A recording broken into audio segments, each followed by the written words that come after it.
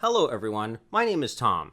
At first you will think that my story is more like going to the movies, but unfortunately, this is a harsh reality, and I would like to share it with you. Since I can't tell anyone else about it, especially those who once knew me, I started life with a clean slate and there were good reasons for that. Now I will tell you more. From the very beginning, my life was hectic. The fact is that I grew up in terrible conditions. My father left my mother when he first found out that she was pregnant. My mother, Phoebe, was very worried about it, so she said, "We have no relatives. There was no one to help us. All we had was a small apartment that Phoebe inherited from her dead parents." Don't be surprised that I call her by her first name. It's just easier for me. My mother did not have a high sense of motherhood. I remember once, when I was 4 years old, she left for a few days somewhere, without even saying where. I was locked in the house alone, leaving no food or water. I had to eat what I found, toothpaste, something from the trash. I drank my own urine, and when on the third day I was already completely exhausted on the kitchen floor, she arrived. I think if my mother and I hadn't happened to have a neighbor drop by that day, she wouldn't have done anything and left me on the floor. But our neighbor, Mrs. Friendly, is an old grandmother, and she took me to the hospital. My mother was only worried about being sent to prison, but somehow it all worked out. About a couple of weeks I lived with a neighbor, so I have not eaten so well yet. She fed me so well, washed me, put me to bed. Although Mrs. Friendly was old, she was adept at handling children. She lived alone. Maybe that's why she paid all her attention only to me. My mother was jealous. Imagine, even though she didn't take care of me, she was jealous of my grandmother, and when I got better, she took me home again. I remember the scandal. The neighbor did not want to give me away, scolded my mother for her behavior, but she did not want to hear criticism. She said that I was her son and she knew how to treat me, so she took me. My mother had taken another job, and now she was almost always gone. At this time, I ran to Mrs. Friend's to eat and sleep. We had a great time. I loved her probably more than my mother. Agree, whatever the mother was, the child still loves her, just a little less. Despite all the conditions, I grew up, and when it was time to go to school, my mother, of course, did not give me away. And then the whole nightmare started. Some men started coming to our house. They were unfamiliar to me. My mother usually made me sit in the hallway at this time. I could sit there for hours. And only then I began to run away to the neighbor. Phoebe didn't know we were still in touch, because I knew she was against it. I could spend half a day or half a night at Mrs. Friendly's without Phoebe noticing that I wasn't there.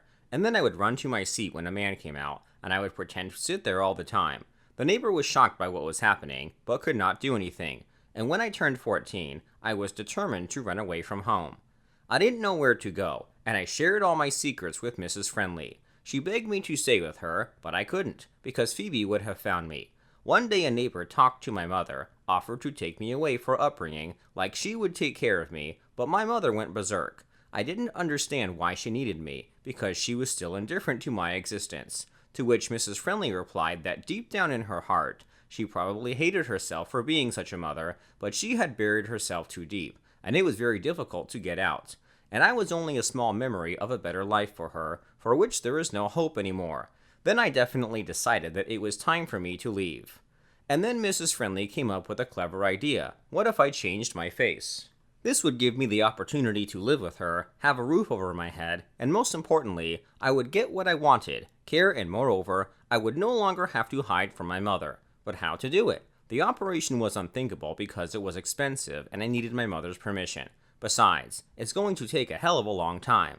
Then we found a faster and more painless way: makeup. It was lucky that Mrs. Friendly had worked as a theater cleaner before, and she had good friends with makeup artists from there. In just an hour they made a different person out of me. I changed my style of dress, put lenses in my eyes, tried to walk a different gait. I had my hair dyed a different color, but most importantly, with the help of cosmetics I had a different face. I didn't recognize myself when I looked in the mirror, and I was very happy. Mrs. Friendly spread the news that her granddaughter was visiting her indefinitely while her daughter was abroad. Everyone believed her, because they knew that she really had a grown-up daughter. And I stupidly packed up and left, leaving a note for my mother not to look for me. I wrote that I left in search of a better life, without her. I was not sorry, especially since I had the opportunity to observe her life out of the corner of my eye.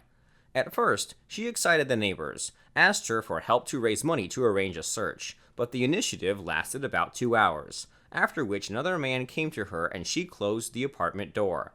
and I was relieved to be at Mrs. Friendly's, to have a new home, a family, and a quiet life. I helped Mrs. Friendly do the housework, cooked the food, she taught me that, cleaned up. And then they gave me documents in a different name, and I finally went to school. I was very late in my years, but it didn't bother me. Better late than never.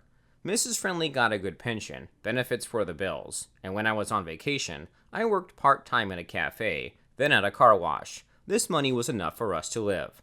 It took about 1.5 months, and I came home from school. On the way up in the elevator, my mother came to see me. Warily, she named the floor and then greeted me. "I know you. You're Mrs. Friendly's grandson, right?" she asked. I just nodded my head, and she went on as if she were talking to herself. "And I lost my son, or rather, he ran away from me. I'm not a very good mother, I know, but I can't help it. He's about your age and even looks a bit like you. He's a nice boy, but I don't deserve him, so I'm not looking for him. Wherever he is, he's better off there than with me," she said, as if exhaling, and I noticed the tears in her eyes. Her words made me uneasy, and I had no idea how to react. And then we arrived, and I got out of the elevator, and my mom said, "If you see him, tell him I'm sorry," she concluded, as if she knew it was me. I paused for a moment, then continued down the hall. I told Mrs. Friendly about it, and she smiled and asked if I wanted to visit my mother, but I said no. If I hadn't gone missing, she wouldn't have said those words. Even though I felt sorry for her too, I couldn't find the strength to forgive her, nor did she ask for it. We'd been neighbors for a couple of years now, and I'd continued to grow, study, and take care of Mrs. Friendly. I made friends and my life changed, and then I learned the sad news. There was an ambulance at the entrance. I thought it was for us and was very scared, and then I found out that she had come to my mother. I ran into the apartment for the first time in so many years. It was terrible. Dirty, dusty, there was a terrible smell, and my mother was lying on the floor. She was barely breathing. I pushed the doctors aside and ran to her. I wanted to cry. I was afraid. My hands were shaking and I wanted to cry. I asked, "What's wrong with you?" And my mother said, "Forgive me if you can," and closed her eyes. My mother left me a letter that said, "I know it's you, and I was happy to see you living next to me and doing well. I'm sorry. I love you. I'll leave the apartment to you and Mrs. Friendly. Mom." I read the letter right after her funeral. She died of an overdose. Most of all, I was uneasy at the thought that she knew it was me and did not even try to return it. She just let me go. Maybe she's not such a bad mother after all, do you think? I've forgiven her, and they don't hold grudges against the dead. But I'm sorry too. Hi, I'm Tina Bland. I recently found out that the family I lived in for 17 years is not my own. It turns out that my biological parents are raising someone else's child. I was changed at birth in the hospital. I found out about it by accident. My current parents always told the story of our family. The family was noble, even if only in their own city, but we were considered the most well-off. My father was proud of the family tree, as well as a small business that was passed down from generation to generation, the business of producing home preserves. They always turned out to be the most delicious thanks to an old recipe. That's what we were famous for. My father loved me very much, but he always wanted a son to leave the business to the heir. And my mother gave birth to a daughter, and her, that is, I was named Tina Bland. My mother tried to get pregnant again and again. She was endlessly treated, took medication, but she could not get pregnant. Later, Dad accepted it. Thus, I became the sole heiress of the Bland family. Now imagine what it was like for parents, especially for Dad, to find out that the daughter he had raised for so many years, preparing to continue the business, was not really his daughter. In general, if not for an accident, we would never have found out about it, and life would have gone on as usual. One weekend, my friend Stella and I decided to go cycling around the city. The weather was beautiful and sunny. Stella had put on her gear, a helmet, knee pads, and protective gloves, and I didn't want to ruin my hair with that stupid helmet, so I decided to go without it. We were planning to have a little picnic in the park, but as we turned the corner of the street, a motorcyclist drove by. I was lucky that it had very little speed. I got a little bruised head when I fell over the ground. The guy took me straight to the hospital and called my parents. I was placed in a room with an old woman. It turned out that she worked in this clinic for a long time. I was an obstetrician. I delivered babies. It was a wonderful job. Being able to see a new life being born is great. I have delivered hundreds of babies, and each one is unique. she told me as I received the IV. Then the old woman said that in her life, there were situations that she still regrets because she took on too much responsibility and accepted someone's fate. I have been living in fear ever since. I haven't told anyone about this except you. I haven't been able to sleep at night without having nightmares since. If I had my will, I would have turned back the clock and not allowed this to happen, a neighbor in the ward told me. I didn't know why she was sharing it with me. She must be very lonely, I thought. By this time, a nurse had entered the room. Tina Bland, your parents are waiting for you in the hallway. They have already spoken to the doctor. Your drip will soon run out, she told me. My mother looked into the room with tears, waved, and said she was waiting. The old woman suddenly got up from the bed, her face covered with an incomprehensible grimace. It feels like she's scared or anxious. She looked at me in horror. I didn't know what was going on, but she scared me. Tina, bubbling? She asked, stuttering. Yes, I said. Then Granny said my mother's name. I asked her how she knew us. The old woman began to cry a lot and carry some nonsense, something like she is sorry and this sin haunts her all her life. Then she looked me in the eye and told me that after that incident, she no longer worked at this hospital. I could not stand it and asked what's such a case. Then Grandma calmed down, took a deep breath, and said, I switched you at birth, she told me. What? I thought. She began to frighten me. I shouted if she was in her right mind, who she was and what kind of nonsense she was talking. Then my mother ran into the room, hearing the screams. The old woman threw herself at her feet and begged for forgiveness. Mom yanked the IV out of my hand and took it home. She told me on the way home that she knew the old woman's face. That grandmother still reminded me of myself. A few days later, she came to our house. We sent her away at first. Then she said that she found our address in the hospital when I was discharged. Then she identified herself as the obstetrician who delivered my mother and repeated that she had changed babies. According to her, she did it intentionally. She was allegedly asked to do this by a woman who had a daughter. Her husband said that she should give birth to a son.